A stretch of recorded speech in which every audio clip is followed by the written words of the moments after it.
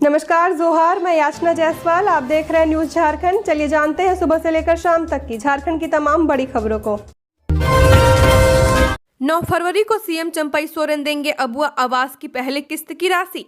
कोल्हान के 25,000 गरीब लाभुकों के बैंक खाते में 9 फरवरी को मुख्यमंत्री चंपई सोरेन अबुआ आवास की पहली किस्त की राशि डीबीटी के माध्यम से प्रदान करेंगे। बिष्टुपुर गोपाल मैदान में आयोजित होने वाले कार्यक्रम की जिला प्रशासन ने तैयारी शुरू कर दी है। अबुआ आवास योजना के तहत लाभुकों के बीच 5 किस्तों में 2 लाख की राशि आवास निर्माण के लिए दी जानी है। पहली किस्त की 15% 30,000 रुपए की होगी। इसमें पूर्वी सिंहभूम जिले के 8,500 लाभुक शामिल होंगे। 31 जनवरी 2024 को मुख्यमंत्री हेमंत सोरेन का यह कार्यक्रम अपरिहार्य कारणों से स्थगित हो गया था। जानकारी के मुताबिक अबुआ आवास लेने के लिए लाभुकों का चयन वर्ष 2011 की जनसंख्या के आधार पर किया जाएगा। इसमें ST/SC लाभुकों को 50%, अल्पसंख्यक को 10%, OBC को 35% व जनरल लाभुकों को 5% आवास दिया जाएगा। वित्तीय वर्ष 2023-24 में ST/SC को 4,069, माइनॉरिटी को 814, OBC को 2,848 एवं जनरल को 407 अबुआ आवास आवंटित किया जा रहा है। शादी की सालगिरह पर हेमंत सोरेन से मिलने ईडी ऑफिस पहुंची पत्नी कल्पना सोरेन, किया इमोशनल पोस्ट। झारखंड के पूर्व मुख्यमंत्री हेमंत सोरेन की PMLA कोर्ट में पेशी से पहले उनकी पत्नी कल्पना सोरेन ने प्रवर्तन निर्देशालय ऑफिस में जाकर मुलाकात की। शादी की सालगिरह पर सुबह सुबह इमोशनल ट्वीट करने के बाद कल्पना मुर्मू सोरेन पति से मिलने के लिए ईडी ऑफिस गई। सोशल मीडिया पोस्ट में उन्होंने हेमंत सोरेन के साथ अपनी एक पुरानी तस्वीर भी शेयर की है। इसमें दोनों संताली परिधान में हैं। यह किचन में ली गई तस्वीर है। कल्पना सोरेन ने हेमंत सोरेन के सोशल मीडिया X पर पोस्ट किया कि आज हमारी शादी की सालगिरह है, लेकिन हेमंत जी परिवार के साथ नहीं है, अपने बच्चों के साथ नहीं है। कल्पना ने आगे लिखा कि उन्हें पूरा विश्वास है कि हेमंत सोरेन सभी षड्यंत्रों को पराजित कर विजेता बनकर अपने परिवार के बीच जल्द लौटेंगे। झारखंड में 11-12 फरवरी को बारिश की संभावना। घने कुहासे के साथ बढ़ेगी ठंड, छाएंगे बादल। न्यूनतम तापमान में अभी बदलाव नहीं। राजधानी रांची सहित पूरे झारखंड में मौसम में लगातार बदलाव देखने को मिल रहा है। प्रदेश के कई जिलों में आंशिक बारिश हो रही है। मंगलवार को भी पलामू, जामताड़ा और संथाल परगना के कई जिलों में बारिश हुई है, जिसकी वजह से राज्य का ठंड का असर देखने को मिल रहा है। रांची में सुबह से ही धूप निकला हुआ है। ऐसा पिछले 2 दिनों से देखने को मिल रहा है। हालांकि दिन में धूप के बाद शाम में कनकनी का एहसास हो रहा है। मौसम विभाग के मुताबिक राज्य के कई हिस्से में एक बार फिर बादल छाएंगे और बारिश हो सकती है। मौसम विज्ञान केंद्र रांची के वरीय वैज्ञानिक अभिषेक आनंद ने बताया कि राज्य में बारिश का एक बार फिर बारिश का दौर आने वाला है। इससे एक बार फिर मौसम का मिजाज बदल सकता है। रांची और आसपास के इलाकों में आंशिक बादल के साथ हल्की बारिश हो सकती है। मौसम विभाग के अनुसार पूरे झारखंड में 8 फरवरी की सुबह में कोहरा या धुंध जैसी स्थिति बनेगी। बाद में आसमान साफ रह सकता है, मौसम शुष्क रहेगा। 9 और 10 फरवरी की सुबह में कोहरा या धुंध और बाद में आंशिक बादल छाए रहने की संभावना है। 11 और 12 फरवरी को झारखंड के पश्चिमी भागों में गरज के साथ हल्की बारिश की संभावना है। JSSC दूसरी बार टली नियुक्ति परीक्षा। सहायक आचार्य के 26,001 पदों के लिए तैयारी कर रहे युवाओं में निराशा। सामान्य स्नातक नियुक्ति परीक्षा का पेपर लीक मामला अभी सुर्खियों में था कि सहायक आचार्य नियुक्ति परीक्षा स्थगित होने की खबर आ गई है। झारखंड कर्मचारी चयन आयोग द्वारा सहायक आचार्य संयुक्त प्रतियोगिता परीक्षा 2023 स्थगित करने का नोटिफिकेशन जारी कर दिया गया है। दूसरी बार नियुक्ति परीक्षा की तिथि टलने से राज्य के अभ्यर्थियों में निराशा है। बताते चले कि राज्य के प्राथमिक एवं उच्च प्राथमिक विद्यालयों में सहायक आचार्य के 26,001 पदों पर नियुक्ति होनी है। इसके लिए प्रशिक्षित सहायक आचार्य संयुक्त प्रतियोगिता परीक्षा 10 फरवरी से आयोजित की जानी थी। इससे पहले यह नियुक्ति परीक्षा 12 जनवरी से 31 जनवरी तक होने वाली थी। आयोग ने कहा है कि परीक्षा के नए कार्यक्रम की घोषणा शीघ्र की जाएगी। बताते चले कि इस नियुक्ति प्रक्रिया में शामिल होने के लिए पिछले साल अगस्त-सितंबर में आवेदन आमंत्रित किए गए थे। खबरों में आगे बढ़ने से पहले अगर आपने अभी तक इस चैनल को सब्सक्राइब नहीं किया है तो सब्सक्राइब कर लें, जिससे आपको झारखंड की हर छोटी बड़ी खबर के अपडेट मिलते रहे। तो चलिए बढ़ते हैं खबरों की ओर। चक्रधरपुर जल्द बनेगा जिला। सीएम चंपई सोरेन ने कहा, इस दिशा में हो रहा काम। चक्रधरपुर को जल्द ही जिला बनाया जाएगा, साथ ही मनोहरपुर को अनुमंडल बनाया जाएगा। इसकी घोषणा मुख्यमंत्री चंपई सोरेन ने की है। मुख्यमंत्री चंपई सोरेन मंगलवार को चक्रधरपुर विधायक सुखराम उरांव के बड़े बेटे सन्नी उरांव और उनकी बहू को आशीर्वाद देने चक्रधरपुर स्थित आवास पहुंचे थे, जहां उन्होंने चक्रधरपुर को जिला और मनोहरपुर को अनुमंडल बनाने के सवाल पर कहा कि राज्य सरकार चक्रधरपुर को जिला बनाने पर काम कर रही है। बता दें कि मुख्यमंत्री सड़क मार्ग से चक्रधरपुर विधायक सुखराम उरांव के बरमालीपुर स्थित आवास पर आयोजित कार्यक्रम स्थल पहुंचे थे, जहां उन्हें गार्ड ऑफ ऑनर दिया गया। इसके बाद मुख्यमंत्री चंपई सोरेन शादी समारोह में पहुंचे। उन्होंने नए जोड़े को आशीर्वाद दिया। इस अवसर पर मुख्यमंत्री ने चक्रधरपुर विधायक सुखराम उरांव के बेटे सन्नी उरांव और बहू उषा उरांव को फूलों का गुलदस्ता देकर आशीर्वाद दिया। आपको बता दें कि चक्रधरपुर विधायक सुखराम उरांव के बड़े बेटे सन्नी उरांव की शादी 4 फरवरी को हुई थी। मंगलवार को रिसेप्शन रखा गया था। इस कार्यक्रम में शामिल होने के लिए मुख्यमंत्री चंपई सोरेन चक्रधरपुर पहुंचे थे। गिरिडीह की दर्दनाक तस्वीर, आदिवासी बहुल गांव में गर्भवती को खाट पर ले गए परिजन। गिरिडीह में एक बार फिर एक ऐसी तस्वीर सामने आई है जो विकास के दावों की पोल खोलती है। जिले के देवरी प्रखंड के आदिवासी बहुल हरियाडीह पंचायत के मदनाडीह गांव से ये मामला सामने आया है। पक्की सड़क के अभाव में मंगलवार को ये दृश्य देखने को मिला। दरअसल मदनाडीह गांव में मंगलवार को आदिवासी गर्भवती महिला बसंती हेम्ब्रम को उसके परिजन एक खाट पर सुलाकर गांव से 3 किलोमीटर दूर कंधे पर टांग कर एम्बुलेंस तक ले गए। जानकारी के अनुसार देवरी के मदनाडीह गांव में मिलीजुली आबादी है। यहाँ कभी आवागमन के लिए पक्की सड़क का निर्माण नहीं हो पाया है। बसंती हेम्ब्रम को उसके परिजन खाट पर सुलाकर टांगते हुए नदी नाला पार किए। विकास के दावों के बीच यह तस्वीर नेताओं अधिकारियों की कार्यशैली की पोल खोल रही है। गिरिडीह में 2 साल पहले भी ऐसी तस्वीर सामने आई थी। पक्की सड़क के अभाव में एक आदिवासी गर्भवती महिला की मौत हो गई थी। एम्बुलेंस के अभाव में वक्त पर इलाज के लिए नहीं पहुंच पाई थी। हेमंत के नाम पर जमीन के पुख्ता सबूत, ईडी से सवाल पर बीजेपी ने वीडियो दिखा किया दावा। भाजपा प्रदेश अध्यक्ष बाबूलाल मरांडी ने प्रेस वार्ता कर हेमंत सोरेन पर आरोप लगाया है कि उन्होंने अवैध कमाई के साक्ष्य छिपाने के लिए दूसरे के नाम पर जमीन खरीदी है। मंगलवार को प्रदेश कार्यालय में प्रेस वार्ता करते हुए कहा कि हेमंत अभी ईडी की कस्टडी में है, लेकिन सोमवार को चंपई सरकार के विश्वास प्रस्ताव पर भाषण करते हुए ऐसे बोल रहे थे जैसे उन्होंने कुछ गलत किया ही नहीं है। सोरेन परिवार में आदतन गड़बड़ करने की फितरत रही है। बाबूलाल ने मीडिया को बरियातो स्थित 8.50 एकड़ जमीन के चौकीदार संतोष मुंडा का ऑडियो वीडियो दिखाया। इसमें उसने उपयुक्त जमीन का मालिक हेमंत सोरेन को बताया है। उन्होंने कहा कि हेमंत ने अपनी काली कमाई छुपाने के लिए जमीन में पैसे निवेश करने का तरीका अपनाया। बरियातो स्थित पत्थर की चहारदीवारी से घिरी 8.5 एकड़ जमीन को हेमंत ने किसी और के नाम से खरीदा है। इसी के कारण इसकी जांच मनी लॉन्ड्रिंग के तहत की जा रही है। अन्यथा नाम से होने पर इसकी जांच आय से अधिक संपत्ति अर्जित करने की धाराओं के तहत होती।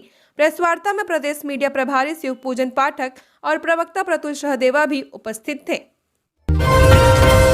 ठंड खत्म होने पर आंगनबाड़ी के बच्चों के लिए वूलन ट्राउजर खरीदेगा विभाग। देवघर जिला समाज कल्याण शाखा आंगनबाड़ी के बच्चों के लिए वूलन ट्राउजर की खरीदारी तब करेगा जब ठंड खत्म होने के कगार पर है। तकरीबन 47,500 बच्चों के लिए 95 लाख की लागत से वुलन ट्राउजर खरीदे जाएंगे। इसके लिए विभाग ने टेंडर निकाल दिया है। टेंडर की प्रक्रिया पूरी होते होते आधा फरवरी बीत जाएगा। खरीदारी के बाद वुलन ट्राउजर को सभी आंगनबाड़ी केंद्रों तक पहुंचाया जाएगा और उसके बाद वितरण होगा, यानी आंगनबाड़ी के 3 से 6 साल के बच्चों को मार्च महीने में ही ट्राउजर मिल पाएगा। झारखंड से 347 यात्री जाएंगे मक्का मदीना, 12 फरवरी तक करना होगा ये काम।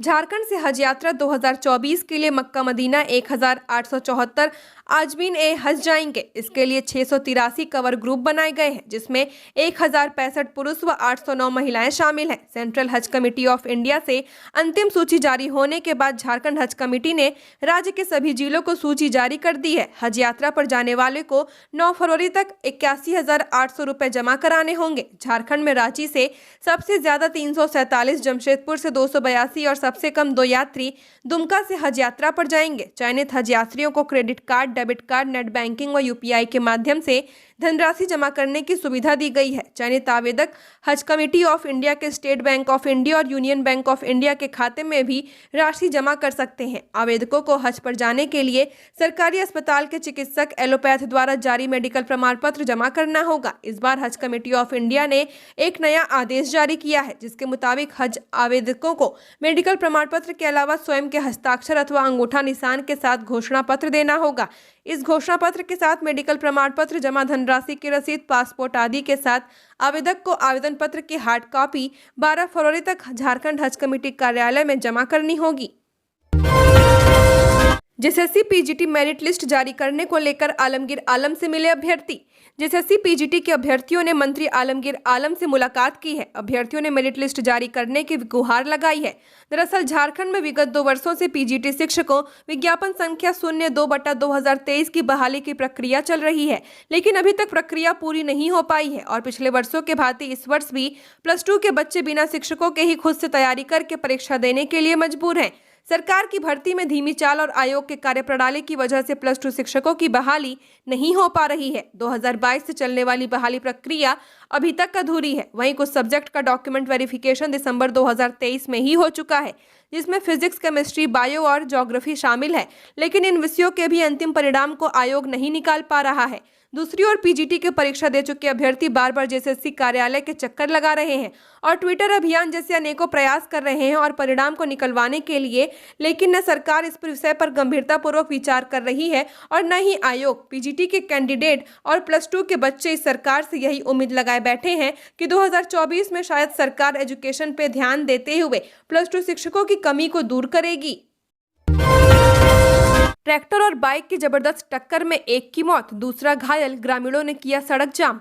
जिले के लिट्टीपाड़ा गोड्डा मुख्य मार्ग पर धर्मपुर गांव के पास ट्रैक्टर और मोटरसाइकिल की टक्कर में 20 वर्षीय जोसेफ हेम्ब्रम की मौत हो गई, जबकि 17 वर्षीय सुनीराम हेम्ब्रम गंभीर रूप से घायल हो गए। घायल युवक को स्थानीय लोगों ने इलाज के लिए सामुदायिक स्वास्थ्य केंद्र में भर्ती कराया है। घटना के बाद आक्रोशित ग्रामीणों ने सड़क जाम कर दिया। जानकारी के मुताबिक ट्रैक्टर का ड्राइवर काफी तेज गति से गाड़ी चला रहा था। इसी दौरान उसने बाइक में जोरदार टक्कर मार दी, जिससे बाइक सवार दोनों युवक सड़क पर गिर गए। टक्कर में 20 वर्षीय जोसेफ टुडू की मौके पर ही मौत हो गई, जबकि दूसरा सुनीराम गंभीर रूप से घायल हो गया। घटना के बाद आसपास के लोगों ने दोनों घायलों को सामुदायिक स्वास्थ्य केंद्र लिट्टीपाड़ा पहुंचाया, जहां सुनीराम का इलाज किया जा रहा है।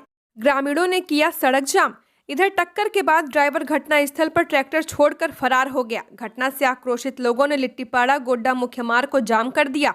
घटना की सूचना मिलते ही सिमलोंग ओपी की पुलिस वहां पहुंची और सड़क जाम कर रहे ग्रामीणों को समझाने का प्रयास किया, लेकिन आक्रोशित ग्रामीणों ने पुलिस की एक नहीं सुनी। वे मृतक के परिजनों को मुआवजा देने, घायलों को बेहतर इलाज मुहैया कराने और लापरवाह ट्रैक्टर चालक को गिरफ्तार करने की मांग पर अड़े रहे।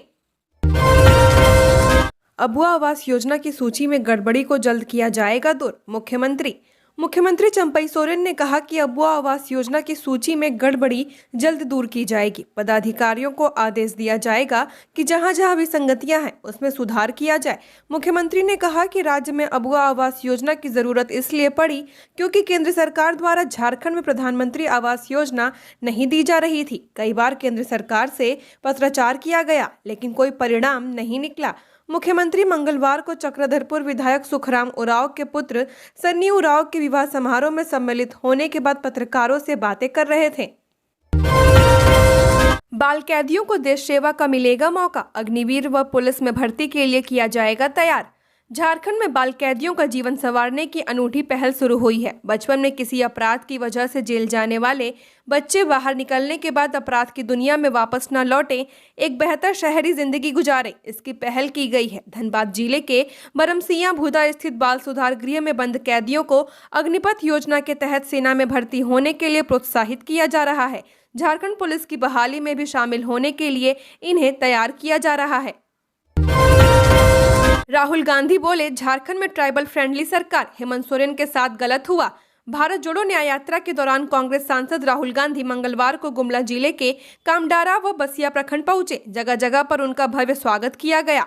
बसिया में प्रेस वार्ता के दौरान राहुल गांधी ने प्रधानमंत्री नरेंद्र मोदी, अडानी, अंबानी, टाटा, बिरला पर जमकर निशाना साधा। कहा, कल्पना सोरेन से जो बात हुई है उन्हें सार्वजनिक नहीं कर सकता। हालांकि कल्पना सोरेन के पति हेमंत सोरेन के साथ जो हुआ है वह गलत है। मैं न्याय यात्रा के दौरान गरीबों से मिला, उनकी समस्याएं सुनी। मैं झारखंड के कुछ मुद्दों पर मुख्यमंत्री चंपई सोरेन से बात करूंगा।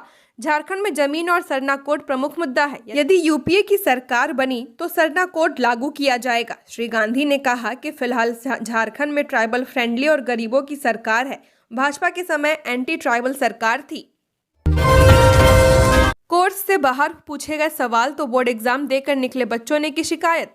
झारखंड एकेडमिक काउंसिल द्वारा मैट्रिक इंटरमीडिएट परीक्षा की शुरुआत मंगलवार से हुई है। पहले दिन परीक्षा केंद्रों में राज्य भर में करीब 98% उपस्थिति दर्ज की गई। मंगलवार को मैट्रिक में आईआईटी व वोकेशनल की परीक्षा आयोजित की गई, जिसमें कंप्यूटर के प्रश्नों के साथ साथ इससे जुड़े सामान्य ज्ञान के प्रश्न पूछे गए, जिससे कुछ प्रश्नों ने परीक्षार्थियों को काफी उलझाया। छात्रों ने कहा कि कोर्स से बाहर के प्रश्नों को पूछा गया, जिसका उत्तर देने में परेशानी हुई। परीक्षार्थियों ने दावा किया कि इस तरह के करीब 15 अंकों के प्रश्न बाहर से दिए गए थे, जिसकी तैयारी उन लोगों ने नहीं की थी, जबकि कंप्यूटर के जो सवाल थे वो कुछ घुमावदार थे। बोर्डिंग स्कूल से 3 छात्र लापता, परिजन परेशान। पलामू जिले के छतरपुर अनुमंडल क्षेत्र के नौडिया प्रखंड अंतर्गत नीमा गांव में संचालित सरस्वती शिशु मंदिर आवासीय विद्यालय से 3 बच्चे सोमवार से लापता हैं। स्कूल प्रबंधक अरुण पाठक ने लिखित सूचना स्थानीय थाने को दी है। नौडिया के थाना प्रभारी अमन कुमार ने बताया कि आवेदन के आधार पर पुलिस मामले की छानबीन कर रही है। सोशल मीडिया पर भी बच्चों की तस्वीर वायरल की गई है। विद्यालय प्रबंधक ने बताया कि सोमवार के शाम 7 बजे बच्चों को खाना खिलाया जा रहा था। खाने के बाद काउंटिंग करने पर 3 बच्चे कम मिले। पड़ताल करने पर पाया गया कि तीनों बच्चों ने खाना नहीं खाया था। इसके बाद उनके कमरे की तलाशी ली गई, परंतु वे वहां भी नहीं मिले। इसके बाद बाजार क्षेत्र और आसपास के इलाकों में खोजबीन की गई, परंतु बच्चे नहीं मिले। 14 वर्षीय 2 बच्चे बिहार के डुमरिया थाना क्षेत्र के बोदी विघा व आदचारक का रहने वाला है, जबकि एक बच्चा जिसकी उम्र 14 वर्ष है छतरपुर थाना के नाशो गांव का रहने वाला है। स्कूल प्रबंधन ने अभिभावकों को भी सूचना दे दी है। मुख्यमंत्री चंपई सोरेन के प्रेस सलाहकार बने धर्मेंद्र गोस्वामी। सीएम चंपई सोरेन के प्रेस सलाहकार के रूप में धर्मेंद्र गोस्वामी को बनाया गया है। ये सरायकेला खरसावां जिले के आदित्यपुर के श्रीनाथ विश्वविद्यालय के नजदीक मांझी टोला के रहने वाले हैं। सूचना एवं जनसंपर्क विभाग ने अधिसूचना जारी कर दी है। अधिसूचना में कहा गया है कि यह पद गैर संवर्गीय होगा। पदधारक का कार्यकाल मुख्यमंत्री की इच्छा अथवा मुख्यमंत्री के कार्यकाल तक सीमित रहेगा।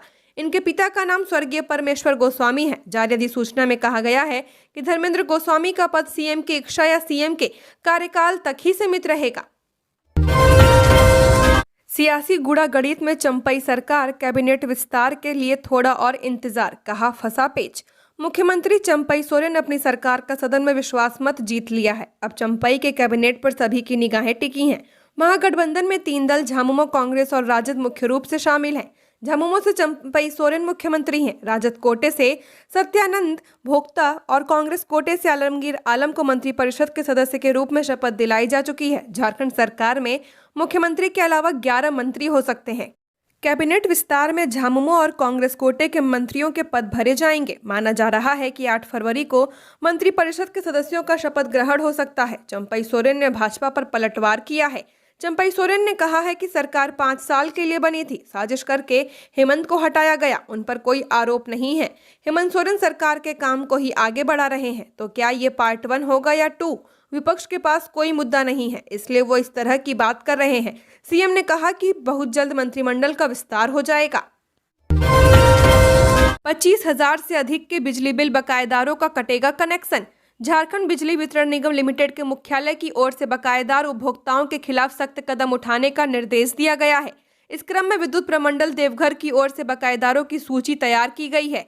इन सभी को विभागीय दूत के द्वारा बकाये बिल के साथ साथ नोटिस भेजा जा रहा है। विभागीय जानकारी के अनुसार विद्युत पदाधिकारी व उनके लेखा सहायकों ने बकायेदारों की 4 कैटेगरी की सूची तैयार की है। इनकी पहली कैटेगरी में 5,000 रुपए तक, दूसरी कैटेगरी में 10,000 रुपए तक, तीसरी कैटेगरी में 25,000 रुपए तक तथा चौथी कैटेगरी में 1 लाख रुपए तक के बकायेदार शामिल हैं। फिलहाल विभाग के वरीय पदाधिकारियों की ओर से तृतीय कैटेगरी के बकायेदारों 25,000 रुपए की अधिक सूची की तैयार कर वैसे 350 बकायेदारों को विभाग के विशेष दूत के माध्यम से घर घर नोटिस भेजा जा रहा है, ताकि वे नोटिस मिलने के बाद अपना बकाया निर्धारित तिथि तक जमा कर दे, अन्यथा वैसे उपभोक्ताओं का लाइन डिस्कनेक्शन कर दिया जाएगा।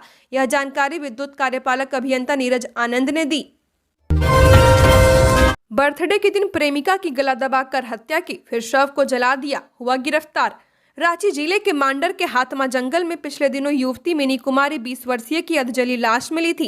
इस मामले का पुलिस ने खुलासा कर लिया है। युवती की हत्या के आरोपी अवनीश कुमार और छोटू साव को पुलिस ने गिरफ्तार कर लिया है। वह चान्हो के सोन्स का रहने वाला है। उसने बताया कि 2 फरवरी को उसकी प्रेमिका का बर्थडे था। उसी दिन शाम को प्रेमिका की रबड़ की पतली पाइप से गला दबाकर उसने हत्या कर दी। हत्या करने व 12 घंटे बीत जाने के बाद 3 फरवरी की सुबह वह सबूत मिटाने के लिए पुनः घटना स्थल पर गया और शव में पेट्रोल डालकर उसे जलाने का प्रयास किया। उसके पास से पुलिस ने घटना में प्रयुक्त बाइक, घटना के समय पहना हुआ खून लगा कपड़ा, रबड़ की पतली पाइप, युवती का जला कपड़ा, रंगोली बेकर्स लिखा हुआ केक का डब्बा, माचिस का डब्बा, युवती का बैग, उसमें मोबाइल व अन्य सामान थे, बरामद किया गया है। यह जानकारी ग्रामीण एसपी मनीष टोप्पो ने प्रेस कॉन्फ्रेंस में दी है। ईडी ने पूछा किसके कहने पर जमीन की मापी करने गए। भानु बोला, सीओ मनोज ने मांगी थी रिपोर्ट, कहा था जमीन बॉस की है। बड़गई अंचल के बरियातो स्थित 8.46 एकड़ जमीन मामले में पूछताछ के लिए ईडी की टीम तत्कालीन राजस्व उप निरीक्षक भानु प्रताप को जेल से अपने कार्यालय ले गई। टीम उसे लेकर 11:30 बजे कार्यालय पहुंची और पूछताछ शुरू कर दी।